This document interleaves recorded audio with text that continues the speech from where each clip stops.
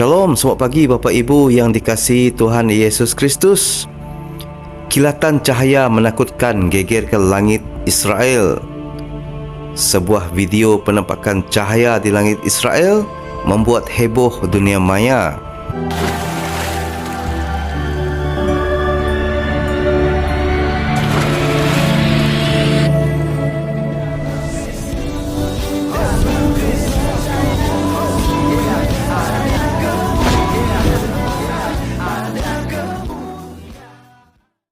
Salam Elechem Bisem Yeshua HaMashiach. Mengejutkan kembali teman-teman sekalian dengan adanya cahaya yang menakjubkan di langit Israel ya. Ini baru-baru terjadi lagi teman-teman sekalian. Ini viral sekali di media sosial, di mana ada sosok manusia yang menyerupai malaikat Tuhan atau ini pelindung bagi Israel, karena kita tahu bahwa Israel ini adalah bangsa pilihan Tuhan. Teman sekalian, mari kita langsung simak video ini berikut ini.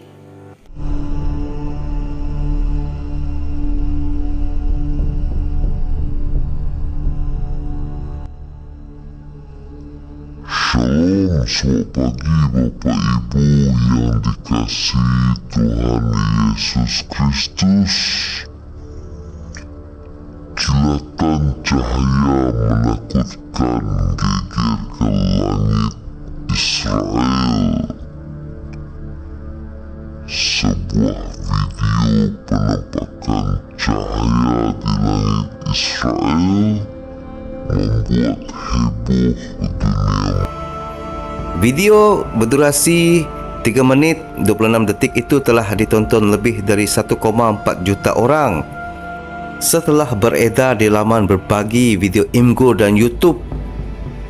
Seperti dilansir Miro, Rabu 1 November 2023, kilatan cahaya itu terjadi di balik awan gelap yang sedang melingkupi langit Israel. Kondisi tersebut membuat netizen bingung, bahkan sebagian besar menduga kalau kilatan cahaya itu merupakan ulah makhluk asing dari angkasa luar. Dalam klip, cahaya yang bersinar terang dari balik awan tebal dan bergelombang itu bergerak seperti cahaya mencusuar, tak menentu arah, berayun dari kiri ke kanan. Meskipun beberapa netizen telah menyatakan menyangkal itu perbuatan makhluk luar angkasa, ada alasan alternatif untuk cahaya. Situs web NASA menjelaskan tentang video serupa yang merupakan fenomena cuaca yang terjadi saat debit petir di awan badai yang mengubah medan listrik di atas awan akibat adanya kristal es yang memantulkan sinar matahari. Medan listrik baru dengan cepat kembali berorientasi pada kristal geometris yang memantulkan sinar matahari secara berbeza, tulis situs itu. Tapi tidak semua netizen mahu menerima penjelasan ilmiah itu. Salah satu pengguna Reddit menulis, "Ini benar-benar ulah alien. Tidak ada penjelasan lain untuk apapun, terutama kejadian ini," bantahnya. Bapak Ibu Saudara yang kekasih, kutukan terhadap Israel. Ulangan 28 ayat 15. Tetapi jika engkau tidak mendengarkan suara Tuhan Allahmu dan tidak melakukan dengan setia segala perintah dan ketetapannya yang kusampaikan kepadamu pada hari ini, maka segala kutuk ini akan datang kepadamu dan mencapai engkau. Kutukan terhadap mereka yang membenci Israel. Orang-orang Yahudi adalah orang yang diberkati.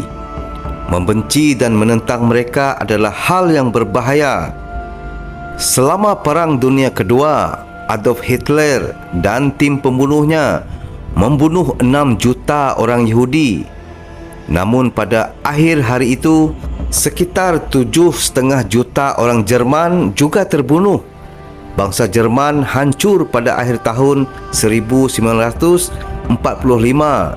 Namun bangsa Israel lahir setelah tahun 1945. Orang-orang yang membenci orang-orang Yahudi sedang berjalan lurus masuk ke dalam sebuah kutukan. Anda tidak perlu masuk ke dalam kutukan yang menanti semua orang yang membenci dan mengutuk umat Tuhan. Putuskan untuk mengasihi mereka dan masuk ke dalam berkat Tuhan.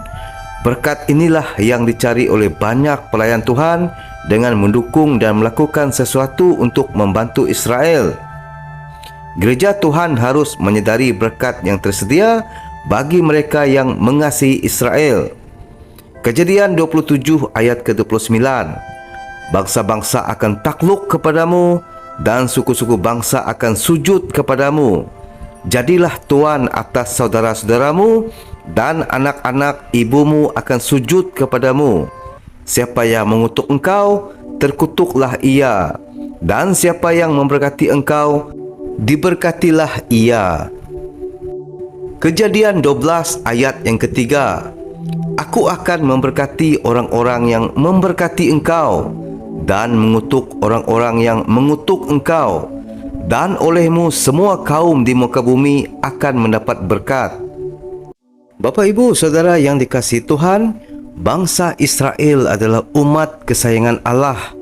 Siapa yang mengutuk, terkutuklah dia, dan siapa yang memberkati, diberkatilah dia.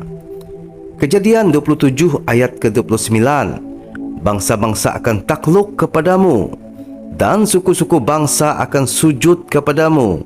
Jadilah tuan atas saudara-saudaramu dan anak-anak ibumu akan sujud kepadamu. Siapa yang mengutuk engkau, terkutuklah ia, dan siapa yang memberkati engkau, diberkatilah ia. Israel adalah umat kesayangannya. Dia sudah berjanji bahawa Israel akan diberkati. Tidak mungkin dia batalkan berkat-berkat itu. Bahkan Alkitab mencatat orang yang mengutuk Israel sebaliknya akan mendapat kutuk dari Tuhan.